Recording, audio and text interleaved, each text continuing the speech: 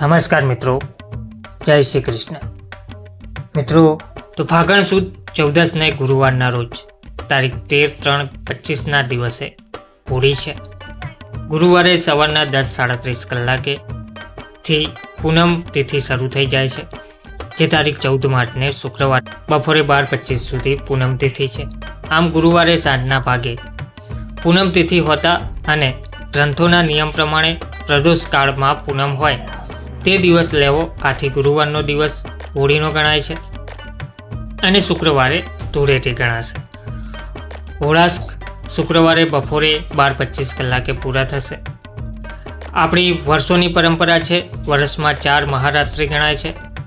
તેમાંની એક મહારાત્રિ એટલે કે હોળીનો દિવસ ચંડીપાઠ પ્રમાણે કાલરાત્રિ, મહારાત્રિ, મોહરાત્રિ, દારૂણ રાત્રિ, કાલરાત્રિ એટલે કાળી ચૌદસ, મહારાત્રિ એટલે મહાશિવરાત્રિ, મોહરાત્રિ એટલે જન્માષ્ટમી અને દારૂણ રાત્રિ એટલે હોળીની રાત. આમ વર્ષમાં 4 મહારાત્રિમાંથી એક મહારાત્રિનો દિવસ એટલે હોળીનો દિવસ ગણાય છે. હોળીની કથાની વાત કરીએ તો ભક્ત પ્રહલાદ વિષ્ણુ ભગવાનના પરમ ભક્ત હતા, પરંતુ આ તેમના પિતા હિરણ્યકશ્યપને ગમતું ન હતું. આથી એક દિવસ હિરણ્યકશ્યપ એ પોતાના પુત્ર પ્રહલાદને હોળિકાના ખોળામાં બેસવા આદેશ દીધો. પ્રહલાદે ભગવાન વિષ્ણુને પોતાની રક્ષા માટે પ્રાર્થના કરી. જ્યારે આગ શરૂ થઈ ત્યારે હોલિકા તેમાં બળીને ભસ્મ થઈ ગયા, પણ પ્રહલાદને કાંઈ પણ ના થયું. આ ઘટનાને લીધે હોળી તથા ધૂળેટી મનાવાય છે.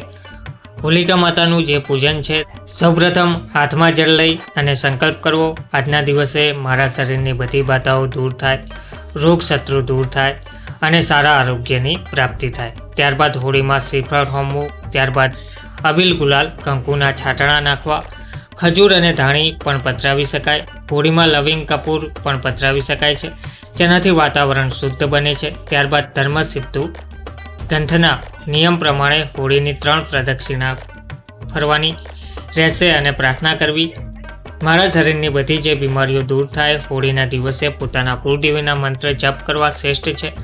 સાથે જ હનુમાનજીની ઉપાસના, ભૈરવ ઉપાસના કરી શકાય છે, જેથી આખું વર્ષ શાંતિથી પ્રસાર થાય. સરસવનો દીવો કરી હનુમાનજીને તથા ભૈરવદાદાને હોળીની સાંજે 21 અડદના દાણા ચડાવવા પણ શુભ માનવામાં આવે છે અને ફળદાયી પણ માનવામાં આવે છે.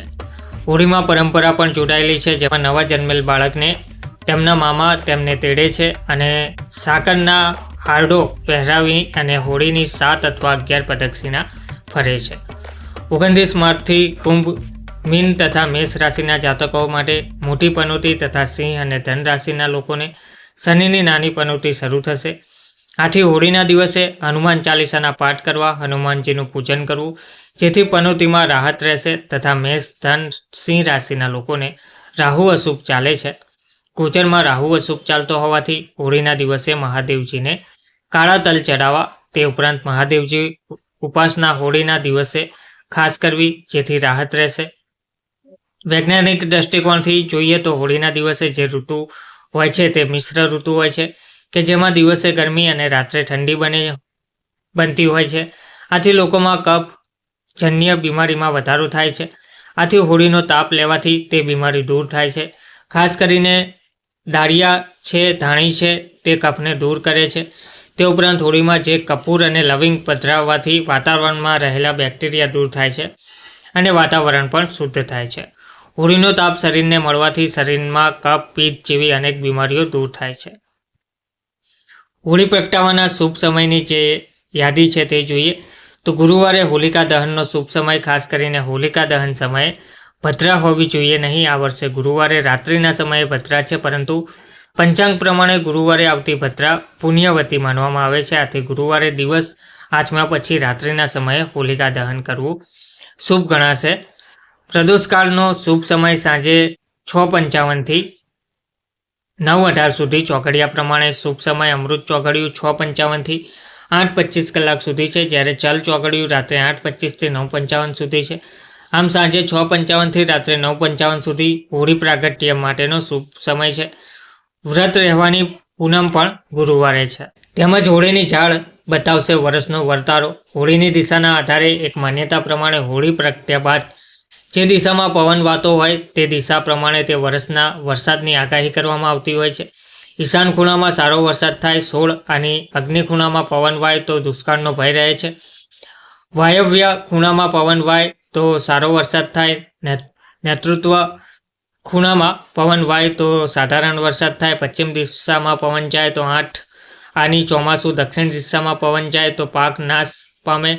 પૂર્વ દિશામાં પવન વાય તો ક્યાંક વરસાદ પડે ક્યાંક ન પડે. 12 આની વર્ષ ઉત્તર દિશામાં જાય તો વરસાદ સારો કહી શકાય. ધાન્ય સારું પાકે. ઉપરની કોર પવન ચડે તો યુદ્ધ થાય, પ્રજા દુઃખી. હોળીની ચારે કોર ફરે તો વાવાઝોડું વંટોળ વાય તેવી માન્યતા જોવા મળે છે. ધન્યવાદ.